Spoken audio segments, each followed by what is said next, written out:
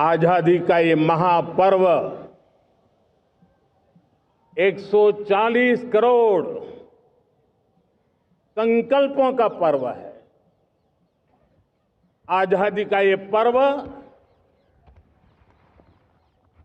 सामूहिक सिद्धियों का गौरव का पल है और हृदय उमंग से भरा हुआ है। देश एकता की भावना को निरंतर मजबूती दे रहा है। 140 करोड़ देशवासी आज तिरंगे के रंग में रंगे हैं। हर घर तिरंगा, भारत के हर कोने से, चाहे रेगिस्तान हो या हिमालय की चोटियां, समंदर के तट हो या घनी आबादी वाले क्षेत्र, हर तरफ से एक ही गुंज है, एक ही जयकारा है। हमारी प्राण से भी प्यारी मातृभूमि का जयगान है।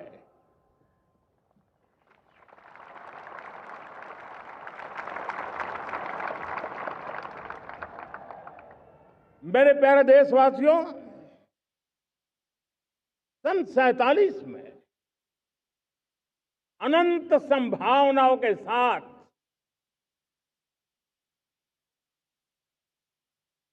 कोटि कोटि भुजाओं के सामर्थ्य के साथ हमारा देश आजाद हुआ। देश की आकांक्षाएं उड़ाने भर रही थी, लेकिन चुनौतियां उससे भी कुछ ज्यादा थी। पूज्य बापू के सिद्धांतों पर चलते हुए संविधान सभा के सदस्यों ने एक बहुत ही महत्वपूर्ण दायित्व निभाया। भारत का संविधान गत 75 वर्ष से एक प्रकाश स्तंभ बन करके हमें मार्ग दिखाता रहा है। भारत के संविधान निर्माता अनेक विद महापुरुष डॉक्टर राजेंद्र प्रसाद, बाबा साहब आंबेडकर, पंडित नेहरू, सरदार वल्लभ भाई पटेल, डॉक्टर सर्वपल्ली राधाकृष्णन जी, इतना ही नहीं, हमारी नारी शक्ति का भी योगदान कम नहीं था। हंसा मेहता जी, दाक्षायणी, वेलायुधन जैसी विदुषियों ने भी भारत के संविधान को सशक्त करने में अपनी भूमिका निभाई थी। मैं आज लाल किले की प्राचीर से देश का मार्गदर्शन करने वाले, देश को दिशा देने वाला संविधान के निर्माताओं को आदरपूर्वक नमन करता हूं।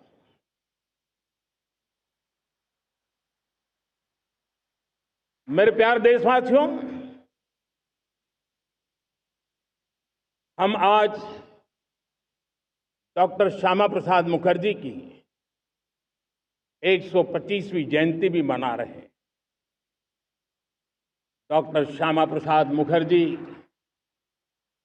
भारत के संविधान के लिए बलिदान देने वाले देश के पहले महापुरुष थे। संविधान के लिए बलिदान,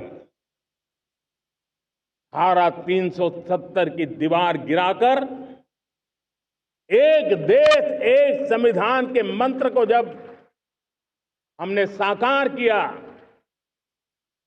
तो हमने डॉक्टर श्यामा प्रसाद मुखर्जी को सच्ची श्रद्धांजलि दी। लाल किले पर आज कई विशेष महानुभाव उपस्थित हैं। दूर सुदूर गांव के पंचायतों के सदस्य हैं, ड्रोन दीदी के प्रतिनिधि हैं, लखपति दीदी की प्रतिनिधि हैं, खेल जगत से जुड़े लोग हैं, राष्ट्र जीवन में कुछ न कुछ देने वाले यहां महानुभाव उपस्थित हैं। एक प्रकार से यहां मेरी आंखों के सामने मैं लघु भारत के दर्शन कर रहा हूं और टेक्नोलॉजी के माध्यम से विशाल भारत के साथ भी आज लाल किला जुड़ा हुआ है। मैं आजादी के इस महापर्व पर देशवासियों का विश्व भर में फैलाए हुए भारत प्रेमियों का, हमारे मित्रों का हृदय से बहुत बहुत अभिनंदन करता हूं। साथियों, प्रकृति हम सब की परीक्षा ले रही है। पिछले कुछ दिनों में प्राकृतिक आपदाएं, भूस्खलन, बादलों का फटना, न जाने कितनी कितनी आपदाएं हम झेल रहे हैं। पीड़ितों के साथ हमारी संवेदना है। राज्य सरकारें और केंद्र सरकार मिलकर के बचाव के काम, राहत के काम, पुनर्वसन के काम में पूरी शक्ति से जुटे हुए हैं। साथियों, आज 15 अगस्त का एक विशेष महत्व भी मैं देख रहा। मुझे बहुत गर्व हो रहा है। आज मुझे लाल किले की प्राचीर से ऑपरेशन सिंदूर के वीर जाबाजों को सैल्यूट करने का अवसर मिला है।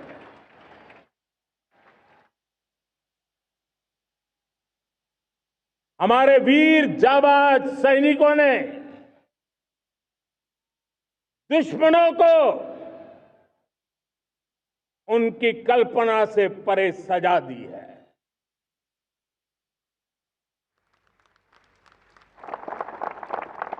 और इस अपील को पहलगाम में सीमा पार से आतंकियों ने आकर के जिस प्रकार का कत्ले आम किया, धर्म पूछ करके लोगों को मारा गया। पत्नी के सामने पति को गोलियां दी, बच्चों के सामने अपने पिता को मौत के घाट उतार दिया गया। पूरा हिंदुस्तान आक्रोश से भरा हुआ था। पूरा विश्व भी इस प्रकार से संहार से चौंक गया था। मेरे प्यारे देशवासियों, ऑपरेशन सिंदूर उसी आक्रोश की अभिव्यक्ति है।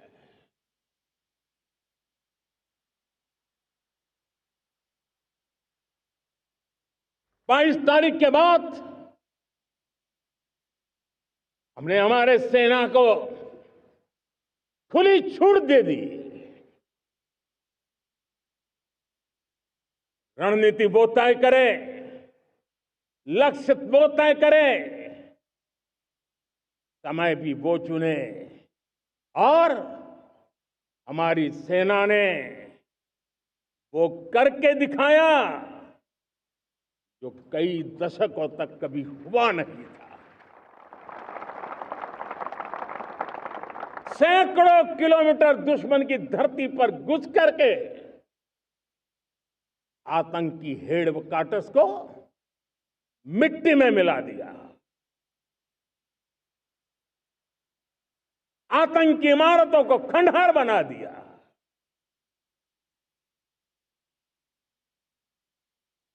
पाकिस्तान की नींद अभी भी उड़ी हुई है।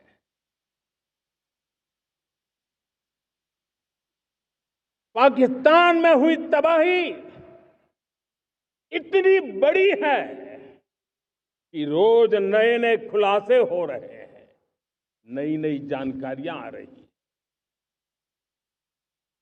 मेरे प्यारे देशवासियों, हमारा देश कई दशकों से आतंक को झेलता आया हुआ है। देश के सीने को छलनी कर दिया गया है। अब हमने एक न्यू नॉर्मल प्रस्थापित किया। आतंक को और आतंकी को पालने पोसने वालों को, आतंकियों को ताकत देने वालों को अब हम अलग अलग नहीं मानेंगे।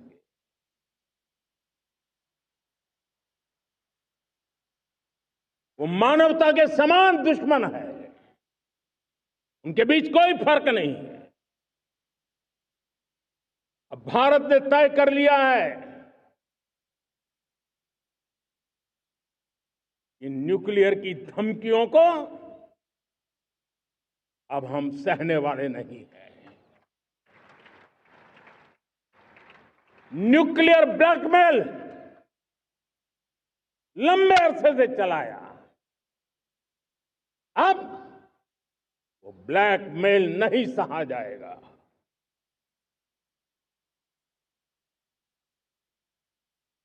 आगे भी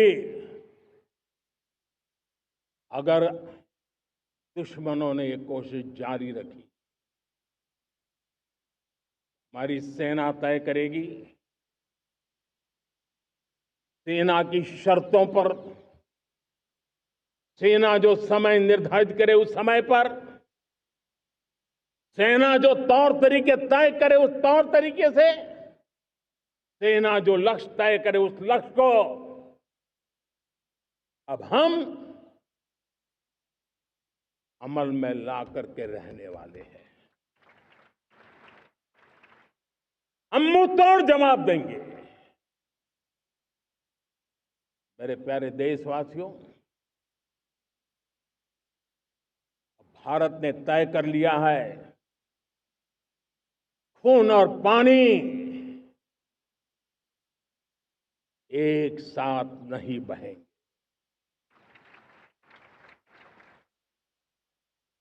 अब देशवासियों को भली भांति पता चला है कि सिंधु का समझौता कितना अन्यायपूर्ण है, कितना एक तरफा है। भारत से निकलती नदियों का पानी दुश्मनों के खेत को सींच रहा है और मेरे देश के किसान, मेरे देश की धरती पानी के बिना प्यासी है।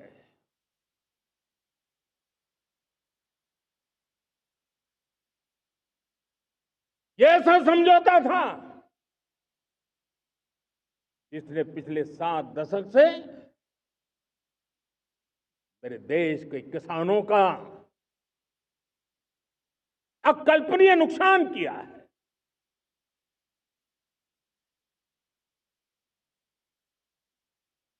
अब हिंदुस्तान के हक का जो पानी है उस पर अधिकार सिर्फ और सिर्फ हिंदुस्तान का है, हिंदुस्तान के किसानों का है।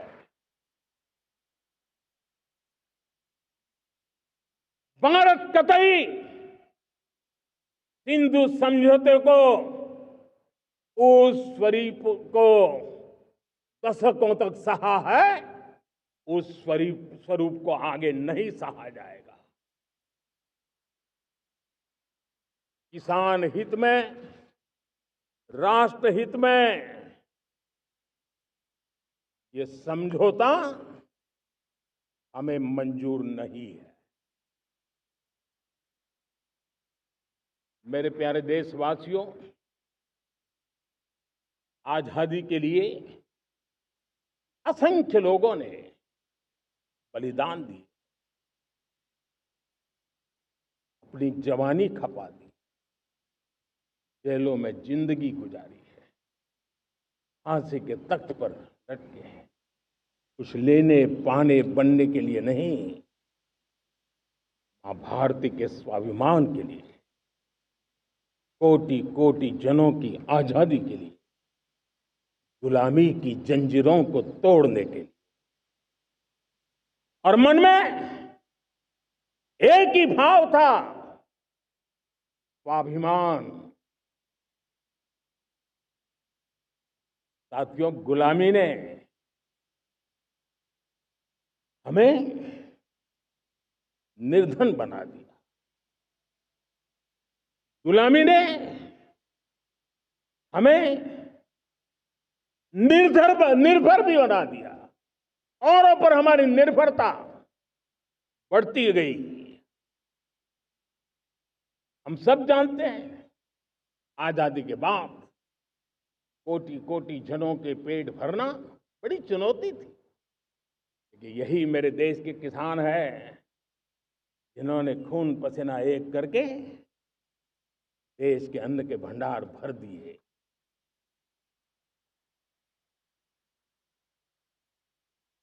अनाज के संबंध में देश को आत्मनिर्भर बना दिया।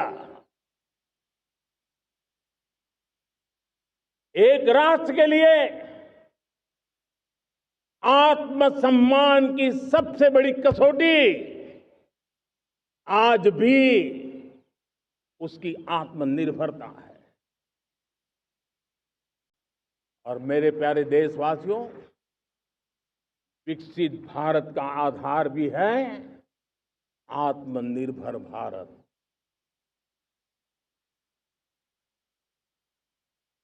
जो दूसरों पर ज्यादा निर्भर रहता है, उसकी आजादी पर उतना ही बड़ा प्रश्न चिन्ह लग जाता है। और दुर्भाग्य तो तब बन जाता है जब निर्भरता की आदत लग जाए, पता ही ना चले हम कब आत्मनिर्भरता छोड़ रहे हैं और कब किसी के निर्भर हो जाते हैं। ये आदत खतरे से खाली नहीं है और इसलिए प्रतिपल जागरूक रहना पड़ता है आत्मनिर्भर होने के लिए। और मेरे प्यारे देशवासियों, आत्मनिर्भरता का नाता सिर्फ आयात और निर्यात, रुपये, पैसे, पाउंड, डॉलर यहां तक सीमित नहीं है। इतना सीमित अर्थ उसका नहीं है। आत्मनिर्भरता का नाता हमारे सामर्थ्य से जुड़ा हुआ है। और जब आत्मनिर्भरता खत्म होने लगती है तो सामर्थ्य भी निरंतर क्षीण होता जाता है। और इसलिए हमारे सामर्थ्य को बचाए रखने, बनाए रखने और बढ़ाए रखने के लिए आत्मनिर्भर होना बहुत अनिवार्य है। साथियों, हमने ऑपरेशन सिंदूर में देखा है मेड इन इंडिया की कमाल क्या थी। दुश्मन को पता तक न चला कि कौन से शस्त्रास्त्र है, ये कौन सा सामर्थ्य है जो पलक भर में उनको नष्ट कर रहा है। सोचिए, अगर हम आत्मनिर्भर होते न होते तो क्या ऑपरेशन सिंदूर इतनी त्वरित गति से हम कर पाते? पता नहीं कौन सप्लाई देगा नहीं देगा, साजो सामान मिलेगा नहीं मिलेगा, इसी की चिंता बनी रहती। लेकिन हमें मेड इन इंडिया की शक्ति हमारे हाथ में थी, सेना के हाथ में थी, इसलिए बिना चिंता, बिना रुकावट, बिना हिचकिचाहट हमारी सेना अपना पराक्रम करती रही। और ये पिछले 10 साल से लगातार डिफेंस के क्षेत्र में आत्मनिर्भरता पर हम एक मिशन लेकर के चले हैं, उसके नतीजे आज नजर आ रहे हैं। साथियों, मैं एक और विषय पर आपका ध्यान आकर्षित करना चाहता हूं। ये बात से कोई इनकार नहीं कर सकता कि 21वीं सदी टेक्नोलॉजी ड्रिवन सेंचुरी है। और जब टेक्नोलॉजी ड्रिवन है और इतिहास की तरफ नजर करें तो पता है, इतिहास गवाह है, जिन जिन देशों ने टेक्नोलॉजी में महारत हासिल की, वो देश विकास की ऊंचाइयों को पार कर गए, शिखर पर पहुंच गए। आर्थिक शक्ति नए पैमाने पर पहुंचती गई। हम जब टेक्नोलॉजी के अलग अलग आयामों की बात करते हैं तो मैं आपका ध्यान आकर्षित करता हूं सेमीकंडक्टर्स पे। उदाहरण के तौर पे बताता हूं, मैं यहां लाल किले से किसी सरकार की आलोचना करने के लिए खड़ा नहीं हुआ और नहीं मैं करना चाहता, लेकिन देश की युवा पीढ़ी को जानकारी होना भी उतना जरूरी है। हमारे देश में 50-60 साल पहले सेमीकंडक्टर को लेकर के फाइलें शुरू हुई। 50-60 साल पहले फैक्ट्री का विचार चालू हुआ। आप मेरे नौजवानों जानकर के हैरान हो जाएंगे, आज सेमीकंडक्टर जो पूरी दुनिया की एक ताकत बन गया है, 50-60 साल पहले वो विचार, वो फाइलें अटक गई, लटक गई, अटक गई। सेमीकंडक्टर के विचार की ही भ्रूण हत्या हो गई। 50-60 साल गवा दिए। हमारे बाद कई देश सेमीकंडक्टर में आज महारत हासिल करके दुनिया में अपनी ताकत को प्रस्थापित कर रहे हैं। साथियों, आज हमने उस बोझ से मुक्त होकर के मिशन मोड में सेमीकंडक्टर के काम को आगे बढ़ाया है। 6 अलग अलग सेमीकंडक्टर के यूनिट्स जमीन पर उतर रहे हैं। 4 नए यूनिट्स को हमने ऑलरेडी हरी झंडी दिखा दी है, ग्रीन सिग्नल दे दिया है। और देशवासियों और मेरे खास करके नौजवानों और विश्व भर में भारत की टेक्नोलॉजी की ताकत को समझने वाले लोगों को भी कहना चाहूंगा, इसी वर्ष के अंत तक मेड इन इंडिया, भारत की बनी हुई, भारत में बनी हुई, भारत के लोगों द्वारा बनी हुई मेड इन इंडिया चिप्स बाजार में आ जाएगी।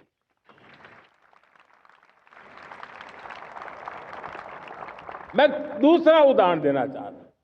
अब ऊर्जा के क्षेत्र में हम सब जानते हैं कि हम एनर्जी के लिए बहुत सारे देशों पर डिपेंडेंट है। पेट्रोल हो, डीजल हो, गैस हो, लाखों करोड़ रुपए हमें खर्च करके लाना पड़ता है।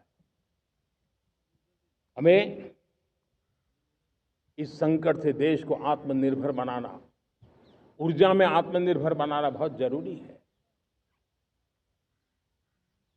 हमने बीड़ा उठाया और आज 11 वर्ष में सोलर एनर्जी 30 गुना बढ़ चुकी है। हम नए नए डैम बना रहे हैं ताकि हाइड्रो का विस्तार हो और हमें क्लीन एनर्जी की उपलब्ध हो। भारत मिशन ग्रीन हाइड्रोजन लेकर के आज हजारों करोड़ रुपए इन्वेस्ट कर रहा है। भविष्य की ऊर्जा को ध्यान में रख करके, ऊर्जा के क्षेत्रों को ध्यान में रख करके भारत न्यूक्लियर एनर्जी पर भी बहुत बड़े इनिशिएटिव ले रहा है। न्यूक्लियर एनर्जी में 10 नए न्यूक्लियर रिएक्टर तेजी से काम कर रहे हैं। 2047 तक, जो कि हमने विकसित भारत का लक्ष्य तय किया है, जब देश की आजादी के 100 साल होंगे, हम परमाणु ऊर्जा क्षमता 10 गुना से भी अधिक बढ़ाने का संकल्प लेकर के आगे बढ़ रहे हैं। मेरे प्यारे देशवासियों, रिफॉर्म एक निरंतर प्रक्रिया है। समयानुकूल परिस्थिति के अनुसार रिफॉर्म करते जाना होता है। हम न्यूक्लियर एनर्जी के क्षेत्र में बहुत बड़े रिफॉर्म लेकर के आए। अब हमने प्राइवेट सेक्टर के लिए भी परमाणु ऊर्जा को उसके द्वार खोल दिए हैं। हम शक्ति को जोड़ना चाहते हैं। मेरे प्यारे देशवासियों, दुनिया जब आज ग्लोबल वार्मिंग को लिए चिंता करती है, तब मैं विश्व को भी बताना चाहता हूं कि भारत ने तय किया था कि हम 2030 तक क्लीन एनर्जी भारत में 50% पहुंचा देंगे। ये लक्ष्य हमारा 2030 तक था। मेरे देशवासियों का सामर्थ्य देखिए, मेरे देशवासियों की संकल्प शक्ति देखिए, मेरे देशवासियों को विकसित भारत बनाने का संकल्प को पूर्ण करने के लिए उनकी दौड़ देखिए। हमने जो लक्ष्य 2030 में तय किया था, वो 50% क्लीन एनर्जी का लक्ष्य 2025 में हमने कर लिया। 5 साल पहले हमने अचीव कर लिया, क्योंकि विश्व के प्रति भी हम उतने ही संवेदनशील हैं, प्रकृति के प्रति भी उतने ही हम जिम्मेवार लोग हैं। मेरे प्यारे देशवासियों, बजट का बहुत बड़ा हिस्सा ये पेट्रोल, डीजल, गैस, इन सबको लाने के लिए खर्च होता था। लाखों करोड़ रुपए चले जाते थे। अगर हम ऊर्जा में डिपेंडेंट न होते, तो वो धन मेरे देश के नौजवानों के भविष्य के लिए काम आता। वो धन मेरे देश के गरीबों को गरीबी के खिलाफ लड़ाई लड़ने में काम आता। वो धन मेरे देश के किसानों के कल्याण में काम आता। वो धन मेरे देश के गांव की परिस्थिति को पलटने के लिए काम आता। लेकिन हमें विदेशों को देना पड़ रहा। अब हम आत्मनिर्भर बनने की दिशा में काम कर रहे हैं।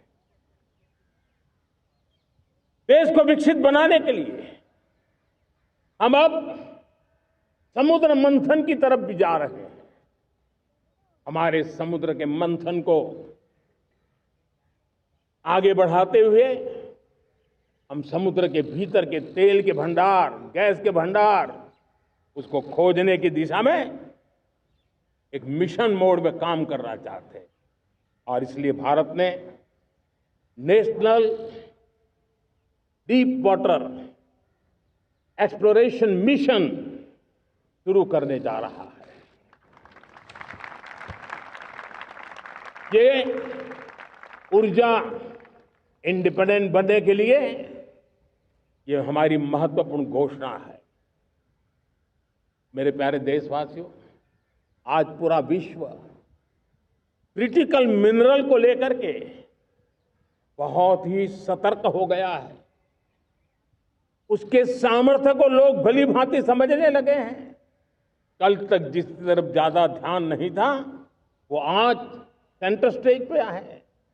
हमारे लिए भी क्रिटिकल मिनरल्स में आत्मनिर्भरता बहुत अनिवार्य है।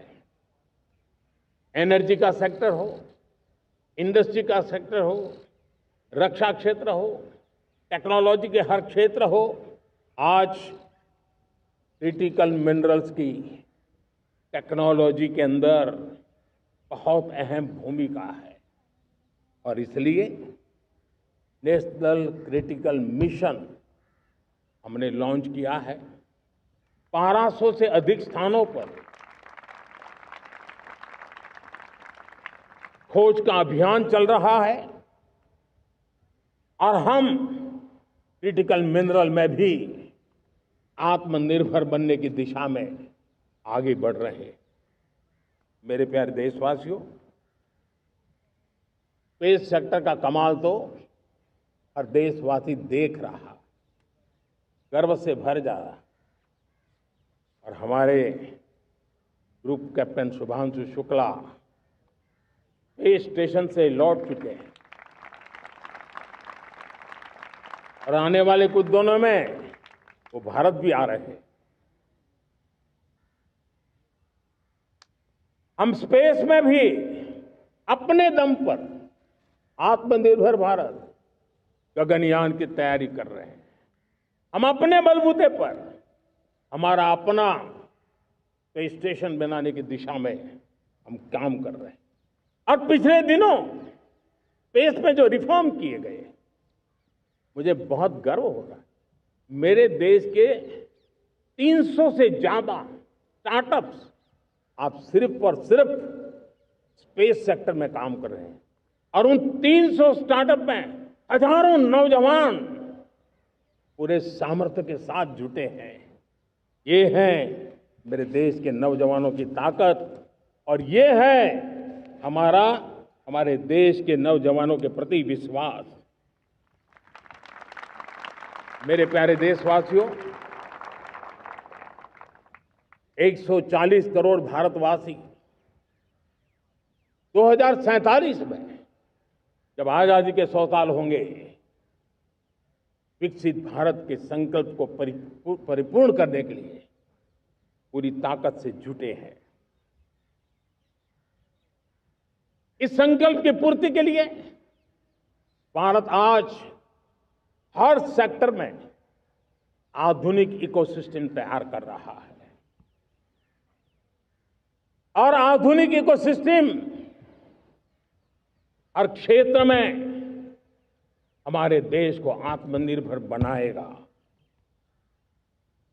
आज मेरा लाल किले की प्राचीर से मेरे देश के युवा वैज्ञानिकों को, मेरे टैलेंटेड यूथ को, मेरे इंजीनियर्स को और प्रोफेशनल्स को और सरकार के हर विभागों को भी मेरा आह्वान है, क्या हमारा अपना made in India fighter jets के लिए जेट इंजन हमारा होना चाहिए कि नहीं होना चाहिए?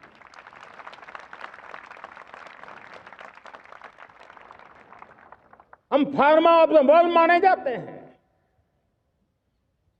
वैक्सीन में हम नए नए विक्रम स्थापित करते हैं, लेकिन क्या समय की मांग नहीं है? हम रिसर्च और डेवलपमेंट में और ताकत लगाएं, हमारे अपने पेटेंट हो, हमारी अपनी बनाई हुई मानव जात के कल्याण की सस्ते से सस्ती और सबसे कारगर नई नई दवाइयों की शोध हो, हर संकट में साइड इफेक्ट के बिना मानव जात के कल्याण में काम आए। बायो 3 पॉलिसी भारत सरकार ने बनाई है। मैं देश के नौजवानों को कहता हूं, आइए बायो 3 पॉलिसी का अध्ययन करके अब कदम उठाइए। देश का भाग्य बदलना है,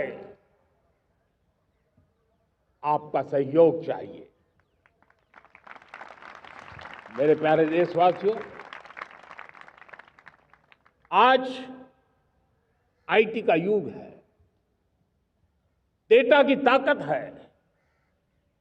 क्या समय की मांग नहीं है? ऑपरेटिंग सिस्टम से लेकर के साइबर सुरक्षा तक, डीप टेक से लेकर के आर्टिफिशियल इंटेलिजेंस तक, सारी चीजें हमारी अपनी हो, इस पर हमारे ही लोगों का सामर्थ्य जुटा हुआ हो, उनकी सामर्थ्य शक्ति का विश्व को परिचय कराए। साथियों, आज दुनिया में सोशल मीडिया का हो, बाकी प्लेटफॉर्म का हो, दुनिया के प्लेटफॉर्म पर हम काम कर रहे हैं। दुनिया ने हमने दिखा दिया है, यूपीआई का हमारा प्लेटफॉर्म आज दुनिया को अजोबा कर रहा है।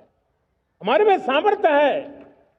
रियल टाइम ट्रांजैक्शन में 50% अकेला भारत यूपीआई के माध्यम से करता है।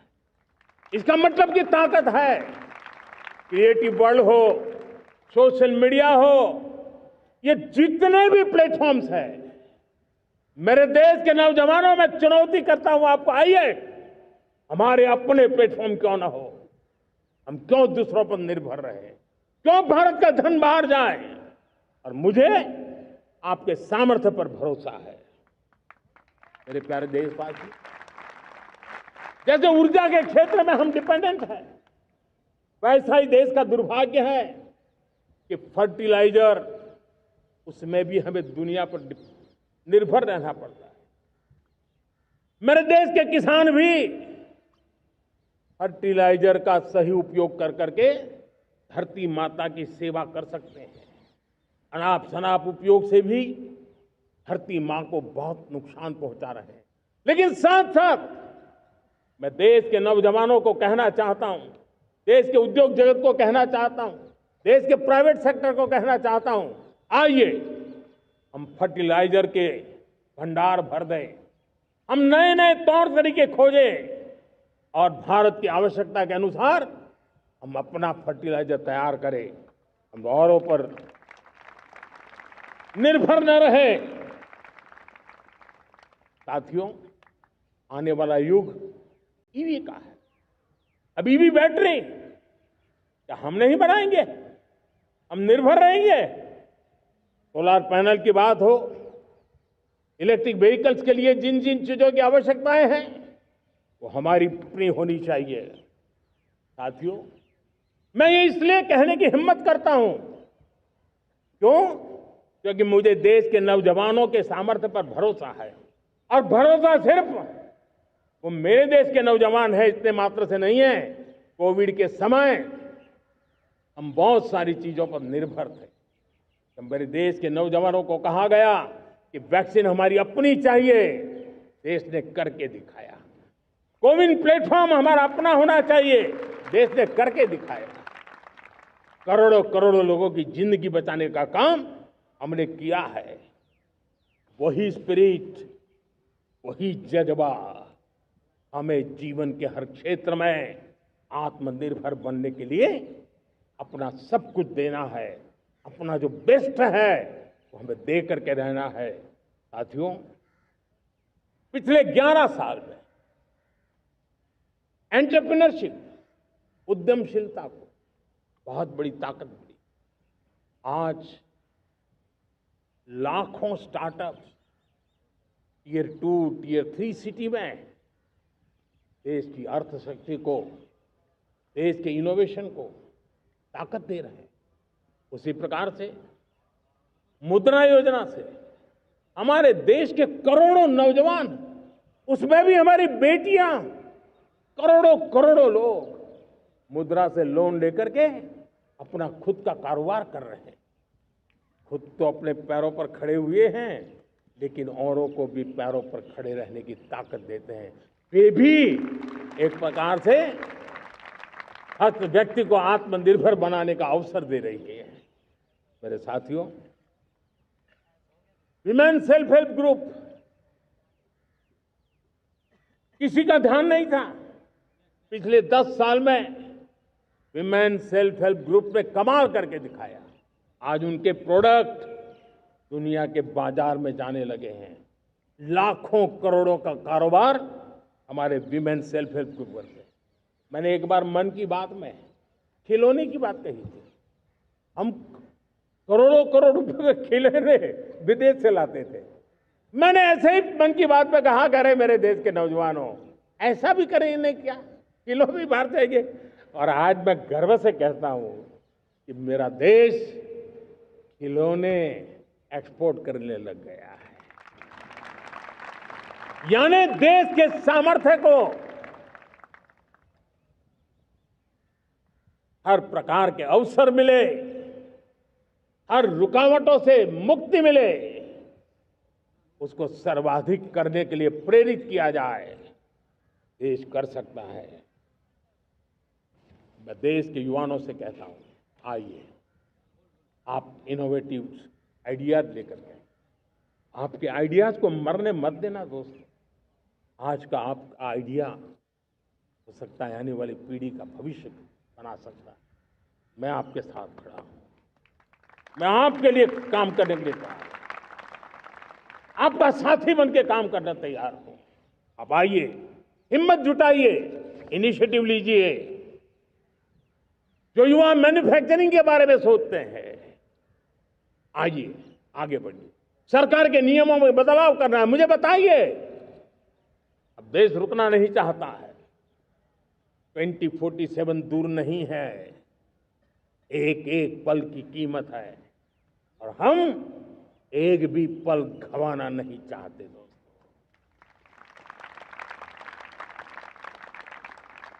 साथियों, ये आगे बढ़ने का अवसर है, बड़े सपने देखने का अवसर है, संकल्प के लिए समर्पित होने का अवसर है। जब सरकार आपके साथ है और मैं स्वयं आपके साथ हूं, तब हम नया इतिहास बना सकते हैं।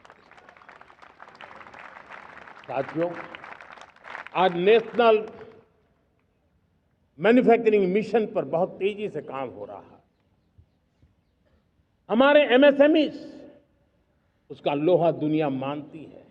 ये दुनिया में बड़ी बड़ी चीजें बनती है ना, कुछ न कुछ तो औजार हमारे देश के एमएसएमईज के द्वारा जाते हैं, बड़े गर्व के साथ जाते हैं। लेकिन हम कॉम्प्रिहेंसिव इंटीग्रेटेड विकास की राह पर जाना चाहते हैं और इसलिए उनकी शक्ति बढ़े। और उसमें भी मैंने पहले एक बार लाल किले से कहा था, जीरो डिफेक्ट जीरो इफेक्ट। आज कहना चाहता हूं कि हमें विश्व बाजार में अपने सामर्थ्य का लोहा मनवाना है, तो हमें क्वालिटी में निरंतर नई ऊंचाइयों को पार करना। दुनिया क्वालिटी को स्वीकार करती है, हमारी गुणवत्ता सबसे ज्यादा हो और सरकार के भी प्रयास हो, रॉ मटेरियल की भी उपलब्धि हो, हमारी प्रोडक्शन की कॉस्ट कैसे कम हो, हम उसमें दम रह गए। और साथियों, हम सभी जो उत्पादन के क्षेत्र में लगे हैं, उन सबका मंत्र होना चाहिए, दाम कम लेकिन दम ज्यादा। हमारी हर प्रोडक्ट का दम ज्यादा हो लेकिन दाम कम हो। इस भाव को लेकर के हमें आगे बढ़ना है। मेरे प्यारे देशवासियों, आजादी के लिए अनगिनत लोगों ने बलिदान दिए हैं। मैंने पहले भी कहा, जवानी खपा दी, फांसी पे लटक गए। क्यों? स्वतंत्र भारत के लिए। 75-100 साल पहले का वो कालखंड याद कीजिए। पूरा देश स्वतंत्र भारत के मंत्र को लेकर के जीता था। आज समय की मांग है, स्वतंत्र भारत का मंत्र लेकर के जीने वालों ने हमें स्वतंत्र भारत दिया। आज 140 करोड़ देशवासियों का एक ही मंत्र होना चाहिए, समृद्ध भारत। अगर कोटि कोटि लोगों के बलिदान से स्वतंत्र भारत हो सकता है, तो कोटि कोटि लोगों के संकल्प से, पुरुषार्थ से, आत्मनिर्भर बनने से, वोकल फॉर लोकल की बात करने से, स्वदेशी का मंत्र को जापने से समृद्ध भारत भी बन सकता है। वो पीढ़ी स्वतंत्र भारत के लिए खप गई थी, ये पीढ़ी समृद्ध भारत के लिए नए कदम उठाए, यही समय की मांग है। और इसलिए मैं आज बार बार आग्रह करता हूं और मैं देश के सभी इन्फ्लुएंसर्स को कहना चाहता हूं, इस मंत्र को आगे बढ़ाने में मेरी मदद कीजिए। मैं सभी राजनीतिक दलों को, राजनेताओं को सबसे कहता हूं कि आइए, ये किसी राजनीतिक दल का एजेंडा नहीं है, भारत हम सबका है। हम मिलकर के वोकल फॉर लोकल उस मंत्र को हर नागरिक के जीवन का मंत्र बनाएं। भारत में बनी हुई, भारत के नागरिकों के पसीने से बनी हुई वो चीजें जिसमें भारत की मिट्टी की महक हो और जो भारत के आत्मनिर्भर के संकल्प को ताकत देता हो, हम उसी को खरीदेंगे, हम उसी का उपयोग करेंगे। हम उस दिशा में आगे आए, यह हमारा सामूहिक संकल्प हो। देखते ही देखते हम दुनिया बदल देंगे दोस्तों। मैं आज हर छोटे मोटे व्यापारी को, दुकानदार से आग्रह करना चाहता हूं, आपकी भी जिम्मेवारी है। हम छोटे थे, हमने कभी बाजार में देखा नहीं था कि शुद्ध घी की दुकान, ऐसे ही लिखा जाता था घी की दुकान। लेकिन समय रहते लोग लिखने लगे शुद्ध घी की दुकान। मैं चाहता हूं देश में ऐसे व्यापारी आगे आए, ऐसे दुकानदार आए कि हाँ स्वदेशी माल बिकता है, वो बोर्ड लगा रहा है। हम स्वदेशी का गर्व करने लगे। हम स्वदेशी मजबूरी में नहीं, मजबूती के साथ उपयोग करेंगे, मजबूती के लिए उपयोग करेंगे और जरूरत पड़ी तो औरों को मजबूर करने के लिए उपयोग करेंगे। ये हमारी ताकत होनी चाहिए, ये हमारा मंत्र होना चाहिए। मेरे प्यारे देशवासियों,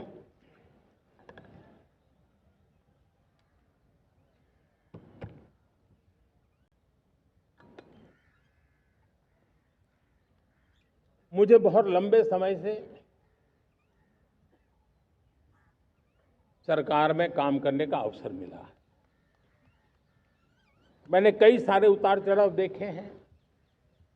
सरकारों की मुसीबतों से भी मैं परिचित हूं, व्यवस्थाओं की मर्यादाओं से भी परिचित हूं। लेकिन उसके बावजूद भी हमारी जिम्मेवारी है कि हम किसी की लकीर को छोटी करने में अपनी ताकत बर्बाद न करें। मैं बड़े अनुभव से कहता हूं, किसी दूसरे की लकीर छोटी करने के लिए अपनी ऊर्जा हमें नहीं खपानी है। हमें पूरी ऊर्जा के साथ हमारी लकीर को लंबा करना है।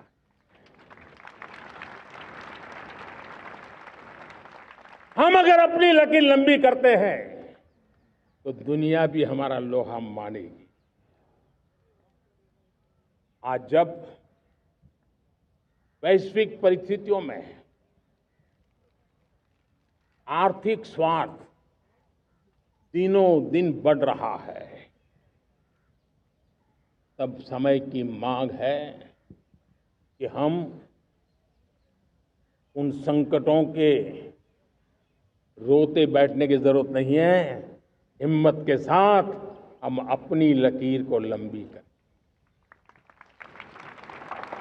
और मैं 25 साल के शासन के अनुभव से कह सकता हूं, अगर ये रास्ता हमने चुन लिया, हर किसी ने चुन लिया, तो फिर कोई स्वार्थ हमें अपनी चंगुल में नहीं फंसा सकता है।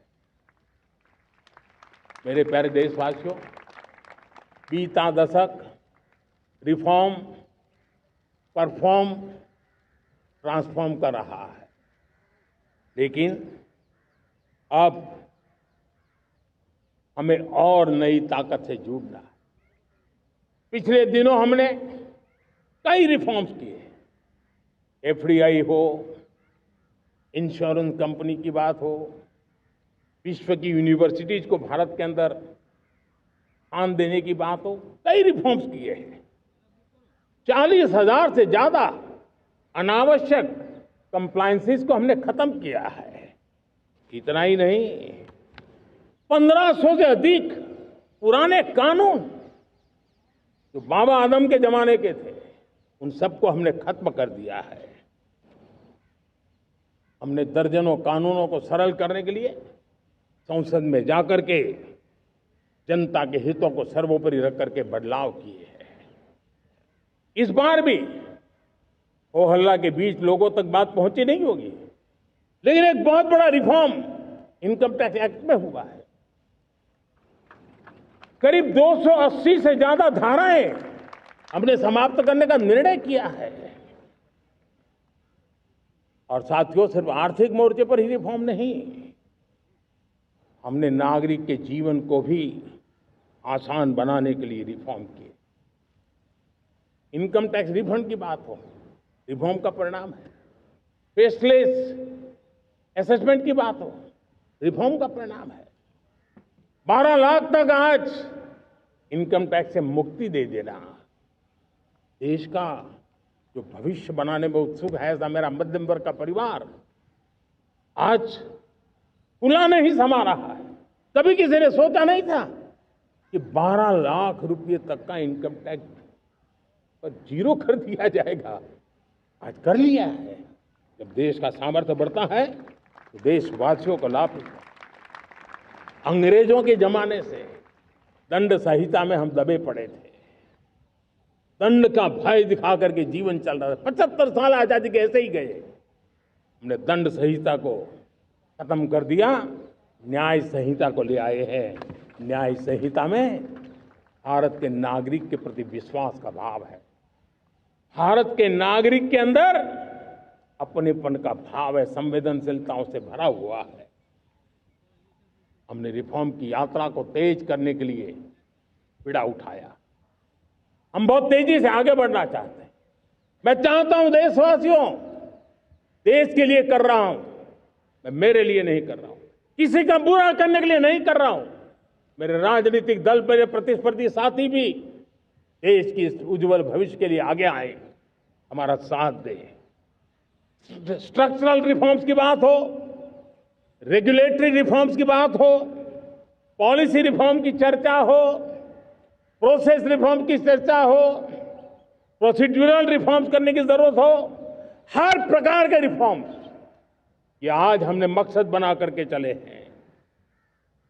और मेरे प्यारे देशवासियों, नेक्स्ट जनरेशन रिफॉर्म्स के लिए हमें एक टास्क फोर्स गठित करने का निर्णय किया है। ये टास्क फोर्स समय सीमा में इस काम को पूरा करे। वर्तमान नियम, कानून, नीतियां, रीतियां 21वीं सदी के अनुकूल, वैश्विक वातावरण में अनुकूल और भारत को 2047 में विकसित राष्ट्र बनाने के संदर्भ में नए सिरे से तैयार हो और उसका समय सीमा में अपना कार्य पूरा करने के लिए इस टास्क फोर्स की रचना की है। साथियों, ये रिफॉर्म के कारण जो नए लोग अपना भविष्य बनाने चाहते हैं उनको तो हिम्मत मिलेगी। हमारे स्टार्टअप्स हो, हमारे लघु उद्योग हो, हमारे गृह उद्योग हो, उन उद्यमियों को उनकी कंप्लायंस कॉस्ट बहुत कम हो जाएगी और उसके कारण उनको एक नई ताकत मिलेगी। जो एक्सपोर्ट की दुनिया में उनको लॉजिस्टिक सपोर्ट के कारण, व्यवस्थाओं में बदलाव के कारण उनको एक बहुत बड़ी ताकत मिलेगी। साथियों, ऐसे ऐसे कानून है हमारे देश में, छोटी छोटी चीजों के लिए जेल में डालने के कानून है। आप हैरान हो जाएंगे, किसी ने नजर नहीं दौड़ाई। मैं पीछे लगा हूं, ये मेरे देश के नागरिकों को जेल में बंद करने वाले जो अनावश्यक कानून है वो खत्म होने चाहिए। हम संसद में पहले भी बिल लाए थे, इस बार भी लेके आए हैं। साथियों, इस दिवाली में आपकी डबल दिवाली का काम मैं करने वाला हूं। इस दिवाली में आपको एक बहुत बड़ा तोहफा देशवासियों को मिलने वाला है। पिछले 8 साल से हमने जीएसटी का बहुत बड़ा रिफॉर्म किया। पूरे देश में टैक्स के बर्डन को कम किया। टैक्स की व्यवस्थाओं को सरल किया और 8 साल के बाद समय की मांग है कि हम एक बार उसको रिव्यू करें। हमने एक हाई पावर कमेटी को बिठा करके रिव्यू शुरू किया, राज्यों से भी विचार विमर्श किया और मेरे प्यारे देशवासियों, हम नेक्स्ट जनरेशन जीएसटी रिफॉर्म्स लेकर के आ रहे हैं। ये दिवाली के अंदर आपके लिए तोहफा बन जाएंगे। सामान्य मानवीय की जरूरतों के टैक्स भारी मात्रा में कम कर दिए जाएंगे। बहुत बड़ी सुविधा बढ़ेगी। हमारे एमएसएमई, हमारे लघु उद्यमी, इनको बहुत बड़ा लाभ मिलेगा। रोजमर्रा की चीजें बहुत सस्ती हो जाएगी और उससे इकोनॉमी को भी एक नया बल मिलने वाला है। मेरे प्यारे देशवासियों, आज देश तीसरी बड़ी इकोनॉमी बनने के लिए समय है, तेज गति से आगे बढ़ रहा है। हम दरवाजे खटखटा रहे हैं और बहुत तेजी से हम उसको अचीव भी कर लेंगे। और कोई तो दिन होगा, मैं आपके बीच आकर के लाल किले की प्राचीर से ये खबर भी सुनाऊंगा।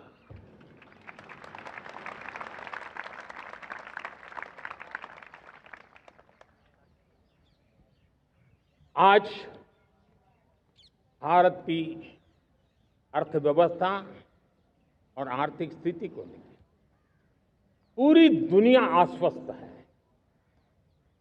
इतनी अस्थिरता के बीच आशा की किरण बना हुआ है भारत का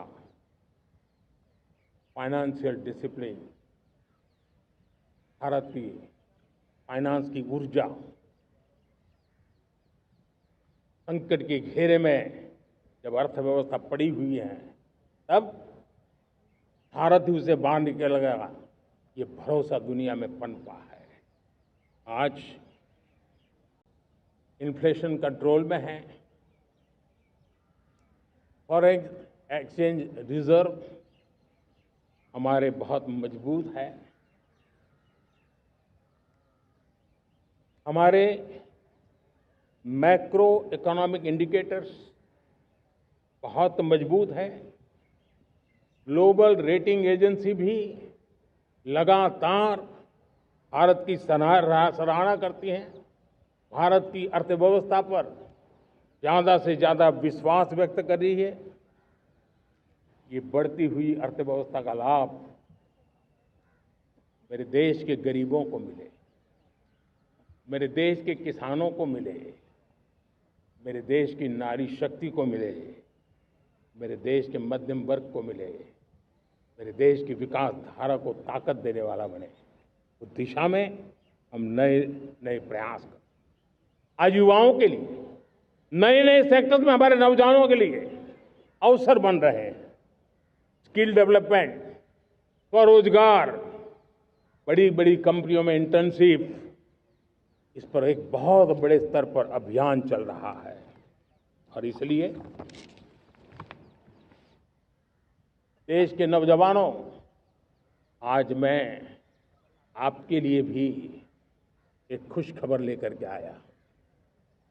मेरे देश के नौजवानों के लिए आया। आज 15 अगस्त है। आज 15 अगस्त के ही दिन मेरे देश के युवाओं के लिए 1 लाख करोड़ रुपए की योजना हम चालू कर रहे हैं, लागू कर रहे हैं। आज से प्रधानमंत्री विकसित भारत रोजगार योजना आज ही 15 अगस्त को लागू हो रही है। ये आपके लिए बहुत खुशखबरी है। इस योजना के तहत निजी क्षेत्र में पहली नौकरी पाने वाले नौजवान को, बेटे बेटी को 15,000 रुपया सरकार की तरफ से दिए जाएंगे। कंपनियों को भी नए रोजगार देने के अवसर जो भी ज्यादा जुटाएगा, उनको भी प्रोत्साहन राशि दी जाएगी।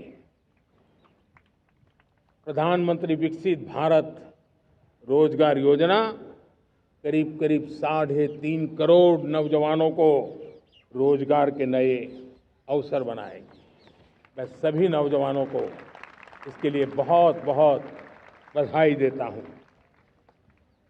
मेरे प्यारे देशवासियों, आज भारत में नारी शक्ति का लोहा हर कोई मानने लगा। बढ़ती इकोनॉमी की लाभार्थी हमारी नारी है, लेकिन बढ़ती इकोनॉमी को गति देने में भी हमारी नारी का बहुत बड़ा योगदान भी, हमारी मातृशक्ति का योगदान है, हमारी स्त्री शक्ति का योगदान है। स्टार्टअप से लेकर स्पेस सेक्टर तक हमारी बेटियां छाई हुई हैं, खेल के मैदान में छाई हुई हैं, फौज में चमक रही है। आज गर्व के साथ नारी कंधे से कंधा मिला करके देश की विकास यात्रा में भागीदार हो रही। देश गर्व से भर गया जब एनडीए की विमेन कैडेट्स उनका पहला पास आउट हुआ था। पूरा देश गर्व से भर गया था। सारे टीवी चैनल उसी के पीछे लगे हुए थे। कितने बड़े गौरव की पल थी। Self help group, 10 crore self help group की बहनें क्या कमाल कर रही है। नमो ड्रोन दीदी नारी शक्ति की एक नई पहचान बनी। गांव में मुझे एक बहन मिली, वो कहती मुझे अब तो गांव वाले पायलट कह करके बुलाते हैं। बड़े गर्व से कह रही, ज्यादा पढ़ी लिखी नहीं थी, लेकिन उसका रतबा पैदा हुआ है। साथियों, हमने 3 करोड़ महिलाओं को लखपति दीदी बनाने का संकल्प लिया था। 3 करोड़। और मुझे आज संतोष है कि हम तेज गति से काम कर रहे हैं। समय से पहले 3 करोड़ का लक्ष्य पार कर लेंगे। और आज मैं खुशी से देश को बताना चाहता हूं कि मेरे नारी शक्ति का सामर्थ्य देखिए। देखते ही देखते 2 करोड़ महिलाएं लखपति दीदी बन चुकी है। आज कुछ लखपति दीदी हमारे सामने बैठी है। ये है मेरे सामर्थ्य। और मेरा विश्वास है दोस्तों, भारत की विकास यात्रा में उनकी भागीदारी बढ़ने वाली। मेरे प्यारे देशवासियों, मेरे देश के किसानों का भारत की अर्थव्यवस्था में बहुत बड़ा योगदान है। भारत के किसानों की मेहनत रंग ला रही है। पिछले साल अनाज के उत्पादन में मेरे देश के किसानों ने के पुराने सारे विक्रम तोड़ दिए। ये सामर्थ्य है मेरे देश का। उतनी ही जमीन, लेकिन व्यवस्थाएं बदली, पानी पहुंचने लगा, अच्छे सीड्स मिलने लगे, किसानों को अच्छी सुविधाएं मिलने लगी, तो वो अपना सामर्थ्य देश के लिए बढ़ा रहा। आज भारत दूध, दाल, जूट जैसे उत्पादन में नंबर 1 है दुनिया में। आज दुनिया का दूसरा सबसे बड़ा फिश प्रोड्यूसर। मेरे मछुआरा भाई बहनों की ताकत देखिए। फिश प्रोड्यूशन में दुनिया में हम दूसरे नंबर पर पहुंच चुके हैं। आज भारत चावल, गेहूं, फल और सब्जी के उत्पादन में भी दुनिया में दूसरे नंबर पर पहुंच चुका है। साथियों, आपको खुशी होगी, मेरे देश के किसान जो पैदावार देते हैं, आज वो उत्पादन दुनिया के बाजार में पहुंच रहा है। 4 लाख करोड़ रुपया एग्रो प्रोडक्ट का एक्सपोर्ट हुआ है। ये मेरे देश के किसानों ने भी ताकत दिखाई है। हम छोटे किसान हो, पशुपालक हो, मछुआरे हो, देश के विकास की अनेक योजनाओं का लाभ आज हम उन तक पहुंचा रहे हैं।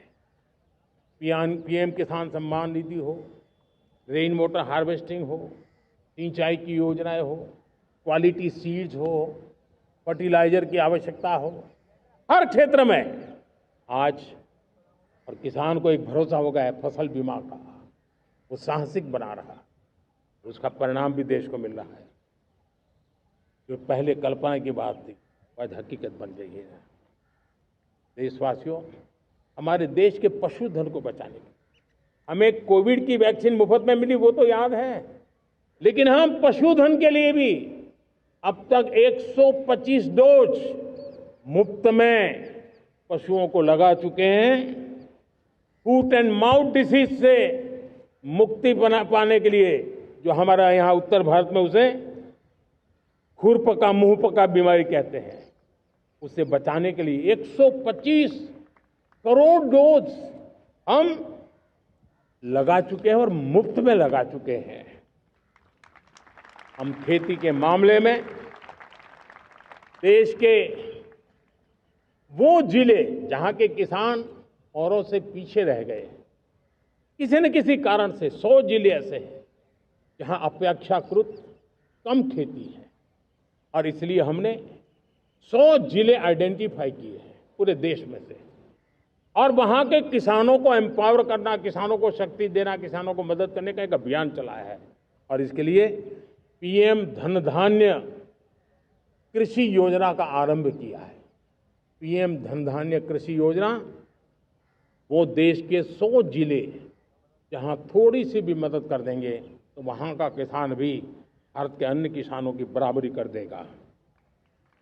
मेरे प्यारे देशवासियों, भारत के किसान, भारत के पशुपालक, भारत के मछुआरे, ये हमारी सबसे बड़ी प्राथमिकता है।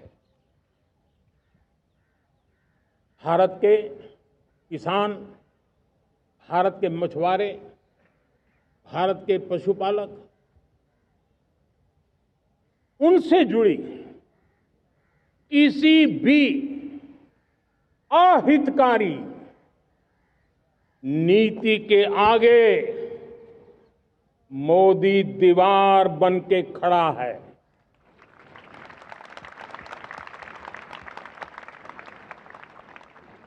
भारत अपने किसानों, अपने पशुपालकों, अपने मछुआरों के संबंध में कभी भी कोई समझौता नहीं स्वीकार करेगा।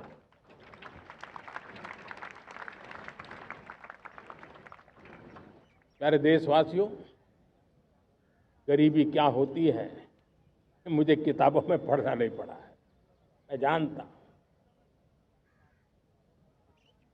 सरकार में भी रहा हूं, और इसलिए